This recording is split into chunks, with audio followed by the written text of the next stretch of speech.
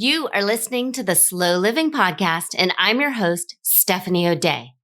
What if I told you that you could truly have the life of your dreams, the life you've always wanted, one filled with abundance, joy, and a sense of purpose?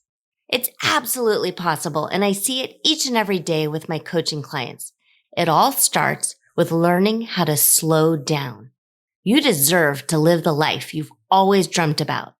Let's get started. This is episode number 73 of the Slow Living Podcast. I am your host, Stephanie O'Day, and I am so happy that you are here listening to me today. And I am thrilled to introduce you to my brand new friend, Christy Thomas, who is the host of the Keep Calm and Mother On podcast.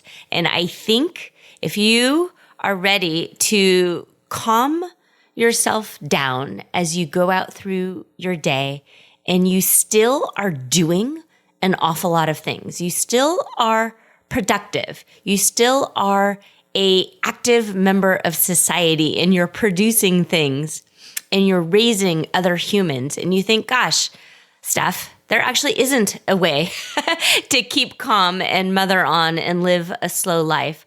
I am thrilled that Christy is here to share her slow living story. So enjoy. If you've got any questions, reach out to me. I'm happy to help. If you want to share your own slow living story, email me, steph@stephanieoday.com. Christy, thank you for being here today. I'm excited to be here. It's neat to be on this side of a podcast microphone. Yes. So you have a lot of Keep Calm and Mother On episodes. You've done this. Go ahead. You've done it a lot longer than I have. Twice a week. Yeah, there's a breathe with me moment, a meditation just for moms that is short and sweet, and then a Friday episode that's kind of about life or talking to authors about really cool books to try to help this parenting motherhood journey be a little bit smoother. Good. I am still hearing a little bit of echo, so I'm hoping Mike, the podcast guy, knows what is going on because I don't want it to be echoey, but also at the same time, I think this has happened before and he's figured it out. So we're just going to go with it. I like to record in one take. It either works or it doesn't, but I'm happy to talk to you. Always, always, always. So I am recording this at 6 a.m. my time, and you are in the suburbs of the Washington, D.C. area, and you are a military mom, and you do homeschooling, and you have children in high school, and you run a podcast. So that sounds super crazy busy. So how do you keep yourself calm? I start the night before. I think the biggest way to have a calm lifestyle is to start with intention. Actually, I guess it starts way before the night before. Like once a week, I sit down and download everything that's in my head that I'm super stressed out about or anything that pops up. I do a brain dump on paper, and then I write and I write and I write until I can't think of anything more. And then I take my pencil and I scratch out all the things that don't actually matter. So that's the first step after the brain dump I do. I delete things. Okay. And then I delegate things. And if it's not for me, then maybe one of my kids can help or my husband, or I can hire it done.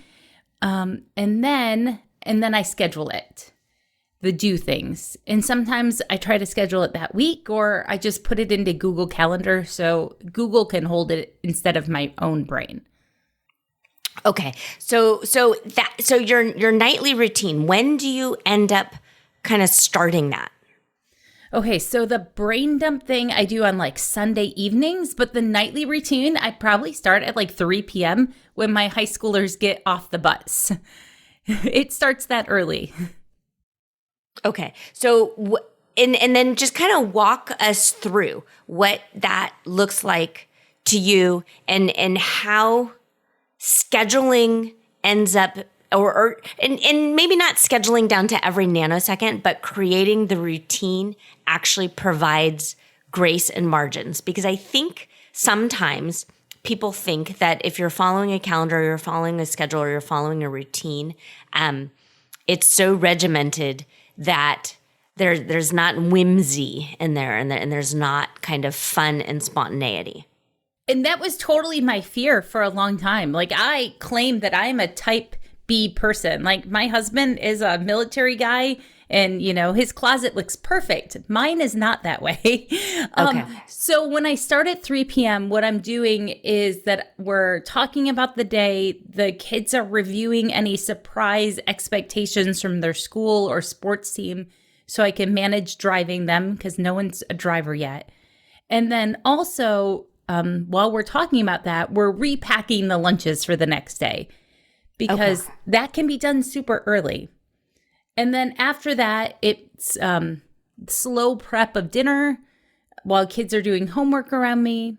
And then it's on to evening activities. And when we get home from the evening activities, that's when I really make sure that I prioritize my bedtime routine before theirs. Okay. Because my kids are 10, almost 15, and 16. So I can get ready for bed. Like, they know how to get ready for bed. I remember the toddler years and the preschool years where, like, you had to be really, really diligent on them. Right now, like, I'm a better mom if I take the shower first and I do my face wash. Interesting. Okay. So prioritizing your own self needs and self-care. And also, I just need to high five myself because we're 6 minutes in and I totally figured out the audio. It only took some time. So thank you. Sorry, Mike. I'm sorry. I didn't toggle USB microphone. I guess that's an important thing. So talk to me about how prioritizing yourself first works if you are fully responsible for another human, because it really doesn't make sense in your brain to do that. So at what point did that shift over? I decided that I needed easy, that I was getting mad at my kids in the evenings and my spouse, my husband, especially when he was deployed, this would happen. I'd get super frustrated because I was waiting on them to do the thing where I'm like, oh yeah, I'm an adult. Like, I could choose a different path here. Okay, so how does that look? If you're showering in the evening, what are the kids doing? So, I mean, obviously we're past the newborn infancy stage. So early on when they were younger, it meant that they were watching TV. Okay, so here's the thing. TV is okay. So cut yourself some slack when it comes to plopping them in front of the TV. Or they were it's gaming together because they liked to game together. Like, they were doing something that was safe. And it always involves electronics. It always does. Did you have guilt over that? And if so, how did you overcome that? Absolutely. Initially, because it was like, should I let them? Like, there's so much shame about using the tools that we have. But I don't have any neighbors. I don't have any grandmas. I mean, I have neighbors, but I don't have any extended family nearby. And we move every 2 years. So I'm constantly rebuilding our community. And so that means I'm really the anchor for my kids. And if I'm feeling really good, then I show up better and simpler and calmer for the whole family. Okay. So as a military spouse, you have this level of uncertainty kind of looming all of the time. And that sounds very conducive to living this anxious, kind of frantic life. So what do you do to kind of squash those feelings? And I envision like a simmering pot. So how do you put that pot lid on? So that's why I learned, I know it sounds so cliche, that's how I learned meditation, right? No, it's not cliche, because I think a lot of people are like, yeah, meditation, blah, blah, blah. But so walk us through it. I mean, in your podcast, you have every other episode is this calm breathing exercise that is just so amazing. So how did you get started with that? It started, my habit definitely like increased during the shutdown, right? When everyone's stress levels went way up. I started reading in the morning, like mindfulness books. And then I was like, oh, well, I can tiptoe into this. And then I tiptoed into it for about 6 months. And then I started offering it up as a recording for people. And that helps me keep going to it too, because now other people know that I'm that breathing person. Yeah. And then my kids, when they're stressed out, they know how to breathe different shapes and teach their friends that now. But that's not a natural thing for me. And I tiptoed into it because of the pandemic. Do you, when you're giving these breathing exercises, are you writing them down and then reading them, or do the words just kind of flow into your head? Both. So like all things in life, we can either pre-plan, right? That would be more that type A person. And sometimes I do. Sometimes I find scripts. Sometimes I find a quote and then lean into it. And then other times it's like I'm using my phone to record it instead of my computer. And it's a true like SOS, like I need to calm down, but I'm going to record this so you don't feel crazy when you need to calm down urgently too. Yeah. I highly urge you to click on over to Christy's podcast. It's Keep Calm and Mother On. And she has these breathing exercises, and it's so practical. And things like breathe in the anxiety and blow out inspiration. And she does it in a much better way than what I'm just doing. But we talk about feeling all of the feels and not trying to shove them away. So if you're feeling anxious, okay, own it. I am feeling anxious right now. I am feeling uncomfortable. I am feeling overwhelmed. Own that. And then breathe out what it is you're trying to achieve. I'm breathing out calm. I'm breathing out peace. Things like that. Am I on the right track, Christy? Absolutely. And the big idea that helped me embrace that idea was Pema Chandran. I think she's a monk of some type. She has a quote about... Wait, so say it again. Hema with an H? Pema, P-E-M-A. Oh, P. Okay. Pema. I need to write that down. Do you know how to spell that? Yeah, it's P-E-M-A, and then her last name is C-H-O-D-R-I-N. And she has a book called Don't Take the Hook. I think that's what it's called. Okay. About not embracing other people's feelings or getting hooked on your feelings, right? Oh, so that's really interesting because many people reach out to me with the mindset that they're an empath and how like whatever I'm saying doesn't work for them because they're an empath. So what would you say to them? So you can only feel your feelings. I know there's a big trend on social media for this empath thing. I'm blaming TikTok. Yeah, I mean, it could be.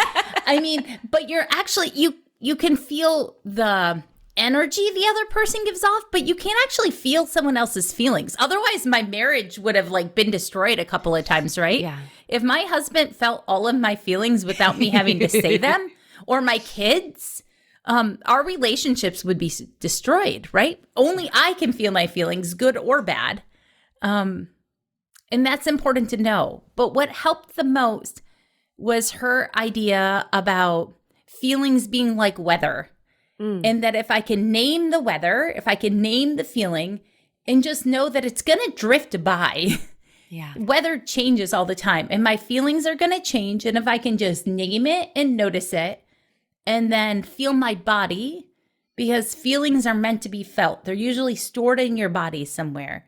Yeah. So if you can just take a deep breath in and say, oh yeah, I feel that anxiety as like tight chest or stress in my shoulders or anger in my jaw, then you can notice and name it, and then you can choose what to do next. But giving myself permission to actually just notice the feelings it changes everything for me.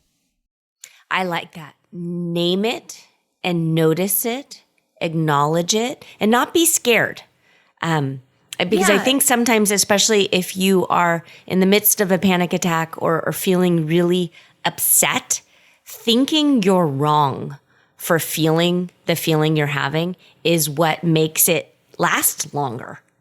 Yeah, if you can just be as kind to yourself as you would your child or your best friend, we judge ourselves, especially when we're feeling feelings that maybe we weren't safe feeling as a child. We have all these patterns. Yeah. And if you're uncomfortable noticing and naming feelings, like if you can only name mad, glad, and sad, go get some feeling books from the kids section of the library. There is so much out there. And read some picture books about feelings and let yourself explore that. I like Kimochis. And so we've talked about it before on the podcast, but if you go to Kimochi's website, and that's KIMOCHIS, and they're these little kind of stuffed creatures, and they're all different emotions, and they have printable, free, downloadable PDFs, and you can print them out, and I've got them laminated for the kids, and at work we use them all the time because I work in an elementary school, and it's wonderful because the kids come and they say, "Which one are you?" And they point to it. And then they're like, "Oh, well, what do you want to do? Where do you want to feel?" So maybe if you're angry, feeling happy is way, way too much of a change in emotion. Yeah, don't jump that far. No, but maybe you can feel hopeful or optimistic or thoughtful or considerate. There are so many emotions out there. Or just like you go from rage to mad to maybe something else. Like, take the step small. Take the step. Yeah. No, it's kind of like a monkey bar. Like, don't try and get to the other side of the monkey bars. Just literally reach for the next one. Absolutely. And the more you can let yourself feel, the more that your day will feel simpler, right? It will feel calmer because you'll know that you're just in charge of your feelings and not anyone else's. Like, you don't have to have the weight of the world on your shoulders. You just have to feel what you feel. Yeah. So talk to me how that works when probably a piece of your brain is in constant kind of stress and worry mode about your husband. Yeah, absolutely. Right now, thankfully, he's home, but there have been seasons where he's been gone for 3 to 6 to 9 months at a time. And when he's gone with zero communication because he's part of the submarine service. And so there is no talking. And you just kind of have this low level feeling of angst. And you learn that it's not worth being so stressed out all the time when you're missing that person or nervous about them, that my kids needed me to show them how to enjoy life while he was gone. Do you feel as if you step sometimes into a different version of yourself if he's deployed versus home? And sometimes people think that like it's phony baloney or they're shape shifting or they're playing a role or a part. But I look at all of it as just the human experience. And sometimes it's literally rising to the occasion. So I sort of envision myself stepping into a new version of me. But how does that work in your brain? What do you do? Absolutely. And that's a really good question. The deployment version of me when I'm the solo parent at home is I lower my standards. Good. Good. Eating on the floor and calling it a carpet picnic is A-okay. Oh, absolutely. The amount of cereal we have for dinner is super high. The number of paper plates we use during that time, super high. Yeah. And it's okay. You're not going to screw up the environment because you're going to use paper plates right now. There's so many other ways the environment is getting screwed up. It's okay to cut yourself some grace and some slack. You can't save the rainforest if you're drowning yourself. Oh my goodness. Say that again. Yes. Okay, so that's not even from me. I'll give credit. That's from Casey Davis, the famous TikToker that talks about self-care and struggle care in depression. And she says you can't save the rainforest while you're drowning. Yeah. And you can't. No, you really can't. And it's something So Abraham Hicks, Esther Hicks, and she channels Abraham, and sometimes it seems phony baloney and sometimes it's exactly what I need. But she says something similar in that you can't get poor enough to help all the poor people. You can't get hungry enough to help all the hungry people. You have to do the best thing for you right here and right now, and then just trust that more opportunities will come your way, that you're in a different season when you really can give your all and help without self-sacrificing. Yeah, exactly. You have to just know where you are. And feeling the feelings allows you to know where you are, to know, oh, chicken nuggets for like every other meal, also okay. Like whatever. Yeah. If the only vegetable your kid ate was baby carrots or sliced cucumbers over and over again, like you're just trying. And I decided my kids didn't need me to try to be a more perfect mom when my husband was deployed to compensate for that. They just needed me to be a mom who enjoyed them. In one of the podcast episodes that I was listening to, you had a few that were really interesting. One was what happens when you don't actually like your kid, and then another one was about yelling. And I think there's a lot of shame around yelling and feeling like if you were better and calmer, you would never ever yell. And the idea of knowing that you're doing psychological harm when you're yelling. And so I just to share my own story, my kids are much older now. They're 21, 18, and 13. And I'm in a much calmer, peaceful place than I was when they were littles. But my 13-year-old on a car ride coming home from the cabin over winter break when it was beautiful and lovely and filled with snow and fire and in the fireplace, not like out in the wild. She just very carefully and calmly said, "Do you remember when you used to yell all the time?" And it felt like daggers in my heart, but I am a real person. And yes, in periods of stress, my coping mechanism at the time, unfortunately, was to yell. And so I turned the radio off and I said, you know what? You're right. I'm really sorry. That is not okay. I should not have done that. I can make excuses. I can say that I was stressed. I didn't know money-wise how things would work out. I didn't know health-wise how things were going to work out with grandma. And I was at a breaking point and I made a mistake. And I'm really, really, really sorry. And so then she moved on to something else. But it haunts me. And I'm telling you about this, and this happened 8 to 10 weeks ago. So, I mean, it's a big deal.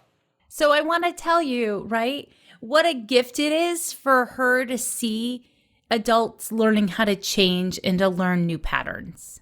And the fact that she can watch you and notice how you don't respond that way to stress in the moment, in the fact that she felt safe enough to say, hey, remember when you used to do that? Like, I know. Remember when you sucked, Mom? Exactly. I mean, but I think one of the gifts that we really need to embrace is allowing ourselves to be human while we're raising these humans. That yes. we can't do anything better than what we're doing. There's the adage, right, that kids do well when they can. And I think humans do well when they can. Yeah. And when you're not doing well, that usually just means that you need a bigger team or more accommodations in your life. Yeah.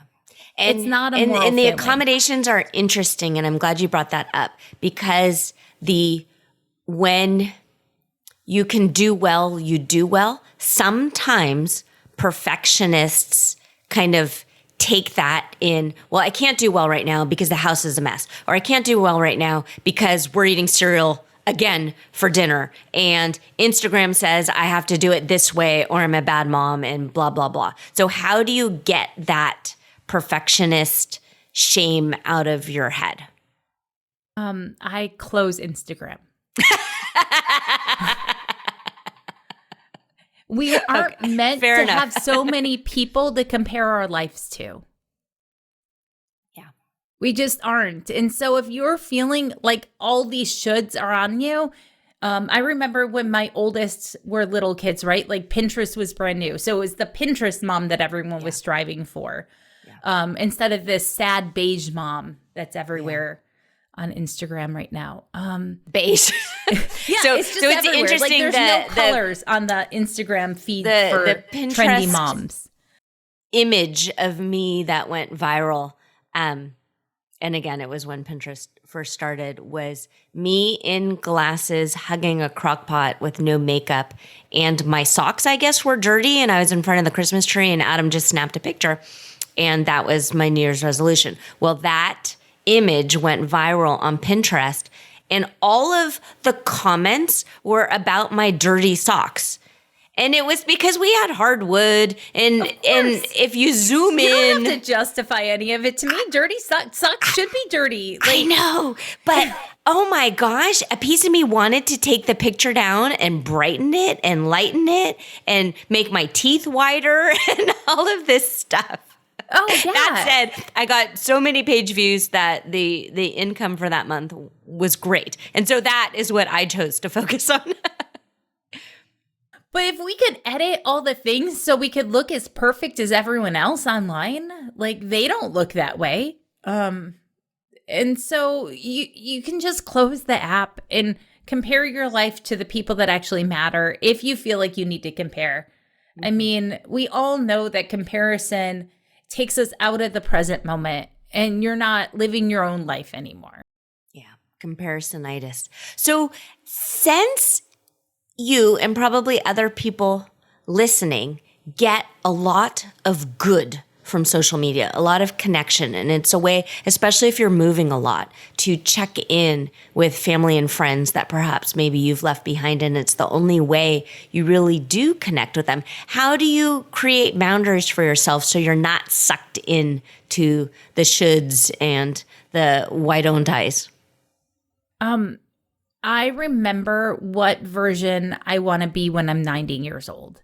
So I can't be those other people because my time and my energy doesn't match their time and energy that they can spend. But 90-year-old me wants to have had an amazing marriage and raised great kids and then helped in a small way. Like, I don't need to compare myself because it doesn't line up to what 90-year-old me really wants to remember about when I'm in the rocking chair. Oh, that is such valuable information, Christy. Yeah. What is it? If it's not going to matter in a week or a month or a year, don't worry about it right now. And you're absolutely right. 90-year-old you is not going to remember the drama that happened on Instagram or TikTok. Yeah, not really. I mean, I do remember some drama for like 5 years ago, right? Like it still stings. Those things carry on with you. And now as I walk my kids through dabbling through social media, like I can see the dangers and the pitfalls. And I know that we're all just still learning how to figure this out. And if I can be honest with them, and when I'm scrolling Instagram and I see some amazing house or an amazing recipe, I try to verbalize that out loud, that I'm feeling jealous or noticing that, oh man, they're on a ski trip. I really wish we were on a ski trip instead of like at home this holiday weekend again. Just telling my kids that those feelings are normal is probably one of the best strategies I have for it. And letting myself like talk it out instead of just stay looped in my head.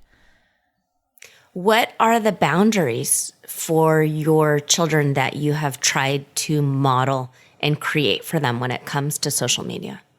I think the strongest boundary we have with our kids and ourselves is to, my kids do it really well, I don't, is that their phones sleep in the kitchen. Okay. So there's a bedtime for their phone. I'm not so great at it because when my husband's traveling, I want the phone next to me as like a security blanket. But I'm really proud that we've been able to set that boundary early and often for them, that they know that they need to detach and that it's not something you take to bed all with the time. You. Mm-hmm. Yeah. They have an alarm clock. Like they know how to work that. Do your kids set your own alarm clock? I'm just asking because as a school site secretary, it's fascinating to me how many kids are tardy every single day. They're like, oh, well, I wasn't woken up. And I'm like, you're in fourth grade. You can get yourself up. Set an alarm. So my kids can set their own alarm clocks, and they do. And my middle kid has this elaborate alarm clock system. She uses an Alexa to set it, and she's got like 15 alarms to make sure she doesn't miss the bus. Oh, that's adorable. Oh, that's really cute. Yeah, this ninth grader, she's like, nope, I want to be able to snooze, but if I snooze too much, I've got to have backup alarm like at 15 minutes later. And then she's got an alarm to remind her to come downstairs because she lounges in her bedroom in the morning and has quiet time. So what I really like about hearing you tell this story is that you are not pushing your morning routine or your expectations on her, because as a ninth grader, she can decide how her own body works. And if she wants to snooze, she wants to snooze, but she just needs to find a way to not miss the bus. So my number one morning thing, since my kids started public school, because they homeschooled for a long time, when they started public school, I decided my job in the morning was just to have a calm kitchen. So when I wake up, I light a candle if we have one. I turn on some classical music, and I keep the lights dim, and they just know what they want for breakfast, and they get it done when they come downstairs. But my job is to protect the calm in the morning and not add to chaos. Oh, that's wonderful. Oh, I like that so much. That's a great idea. That's a great idea. It's such a work in progress, right? Like, I'd rather nitpick them about their test and remind them 100 things. Like, it takes a lot of work to bite my lip. From a very practical standpoint, I wanted to ask you how you structure your days and how you find time to record the podcast, because we're recording this in the first quarter of the year. This is going to air at the end of February. And a lot of people had New Year's resolutions to start a blog, start a podcast, start something, and they think they don't have enough time, or they're using time as an excuse. And I just wondered, do you feel as if recording, you're now doing it twice a week, is a hardship for you? No, it's such a joy because it's brought so much connection into my life, being brave. I started the podcast like on a random Thursday afternoon. I figured out how to get like approved on Apple and said, hey, let's do it. I never wanted to be a blogger, and I thought I could talk. So let's start a podcast. And so the bar was low for me to begin with. Like, I didn't know who was going to listen to it or how people were going to find it, but I was going to try. And I decided early on that my episodes were going to be short. So that helped my anxiety, because I knew I was going to stick to like 10 to 15 minute episodes at the beginning. And then people started reaching out, like people from other countries. And I just realized how much we need each other. So it's not stressful to record. Sometimes I record last minute because that's how life is. Yeah. And as long as it's mostly up every Friday, which is really consistent for me, I feel good. The Breathe With Me episodes, if I'm going to sit down and record them, they're at the computer and not just be on the fly using my phone. I'm going to record like 4 or 5 of them in a row.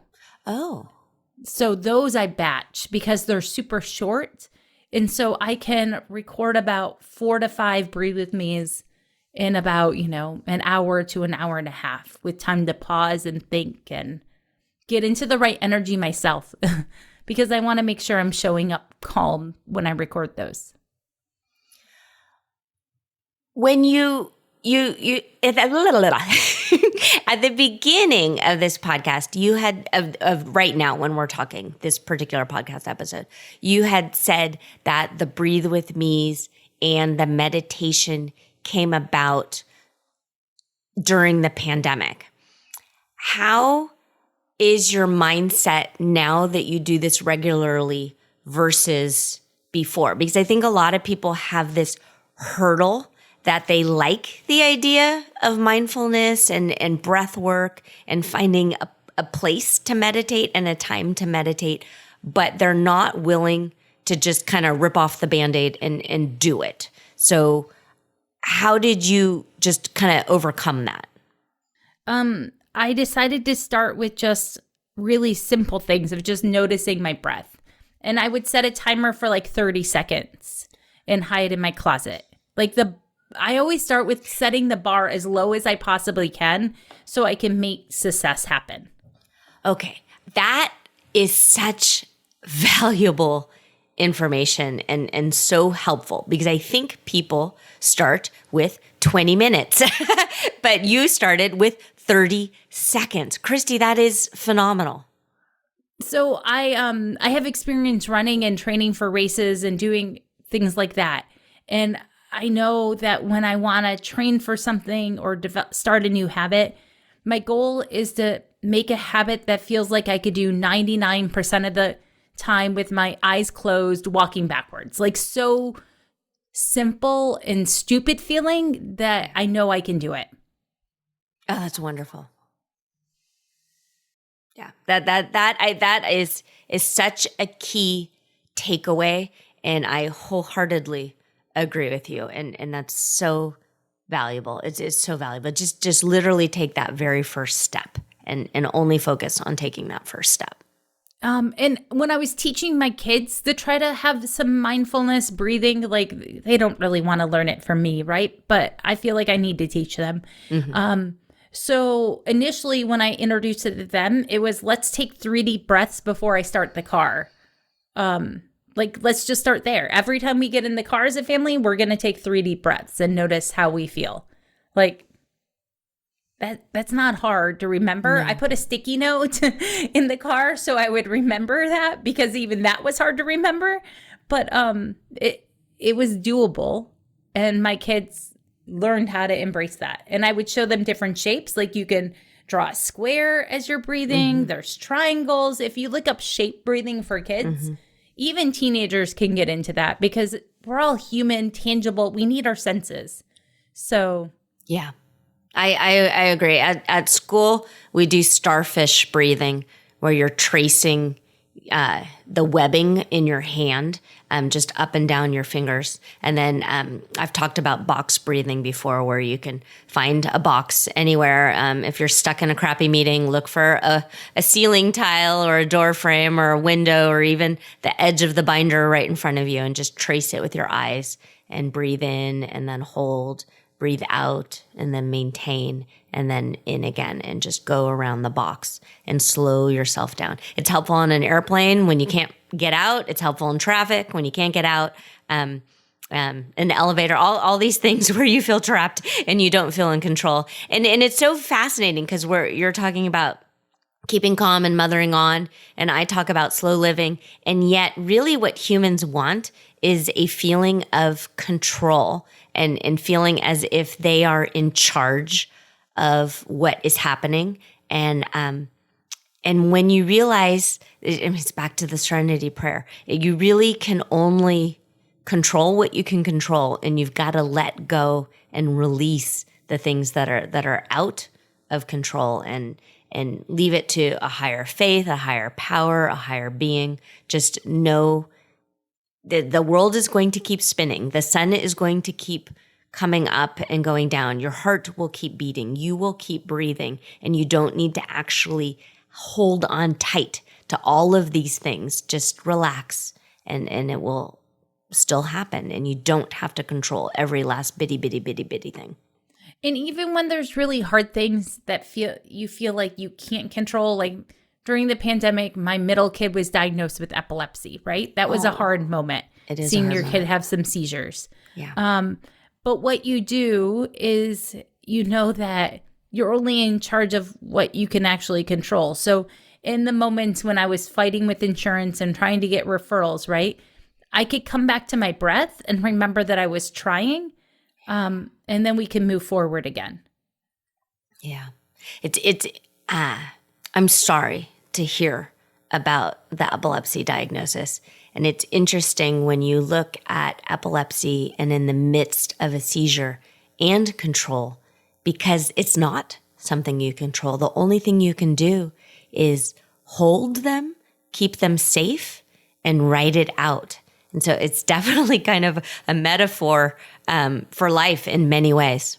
And to just give a PSA here, right? Not all seizures involve the whole body. So my daughter's seizures were actually happening when we were homeschooling math, and it was just her eyelids. And she wasn't responsive to her name. They were super short, and she would just blink her eyelids up in a way she couldn't replicate. When I got it on video, I was like, can you do this again? And she's like, what? Oh, Christy, I'm so glad you were there and you were watching. So look up absence seizures and just watch a video on YouTube about it so you can be a little bit more aware, because the doctors were surprised I knew what it was. Okay, so it's called absence seizures? Okay. Thank you for sharing that. It's really good to just kind of tuck away. And it's interesting. The more I speak to people and come across different medical conditions, the more I'm aware and then hear about it. So it's really interesting. You can liken it to the law of attraction of once you know something, you know it and you can find it again. And it was only because another kid had a seizure in our life that I was looking up medical testing videos, right? So their kid could see what an MRI looked like online. And then I stumbled into it and I was like, oh, yeah, that weird thing that I noticed, but I didn't know how to name. Yeah. My middle child also has had 2 seizures. One was a febrile seizure and another was after a concussion. And both times, and I really do think it's because I was medically trained through running preschool centers, both times I had recently just had the CPR and medical training that I knew exactly what was happening. And I was very calm and was able to walk my husband through it. I'm like, you have to call 911. I'm going to hold her. And this is what is happening. And then I had my 5-year-old next to me and I'm talking her through it because I don't want her traumatized as her sister is going through this. Yeah. See, you found when you can know that life is going to throw you wild curveballs, like we should expect the unexpected a lot more. And know that we can always come back to our breath. It's a gift, or wiggle your toes and feel the earth around you. Those sort of grounding practices let me ride the unexpected. Oh, I love that. Christy, I am cognizant of our time, and I just want to thank you from the bottom of my heart for being here and for sharing your story and for giving such valuable tools. There were so many key nuggets and just juicy bits of wisdom that are so practical to anyone really in any stage. But I think I get a lot of emailed questions and what ifs, and I can't do this because my kids are still young. And so hearing from someone who is actively in the trenches and working with people with young children is so valuable. So please find Christy online. It's the Keep Calm and Mother On podcast. And I know you have a few different social media handles. So Christy, will you share them?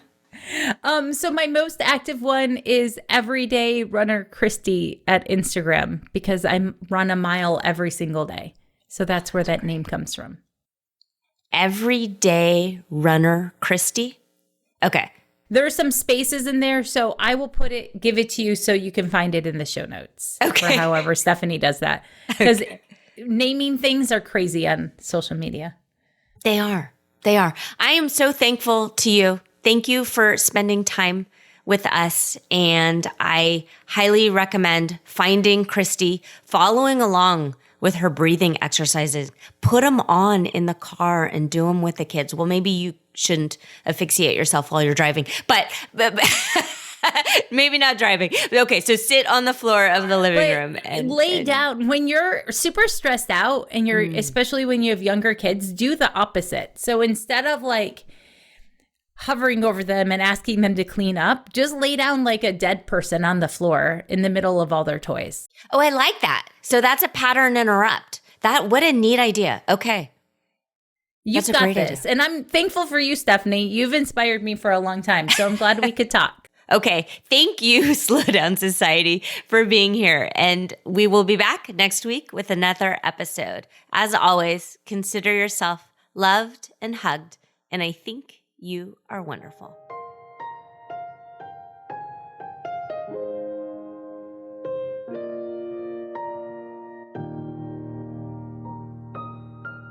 Do you have a slow living story to share? Leave me a voicemail at stephanieodea.com/podcast with any questions, comments, feedback, or testimonials, and I will be sure to include it in an upcoming episode. Also, if you found value in this episode, please share it with your family and friends and subscribe through your favorite podcast provider. The more you share, comment, and leave positive reviews, the more people we can reach and share the slow living lifestyle and messaging. Thank you, Slow Down Society, and have an absolutely wonderful day.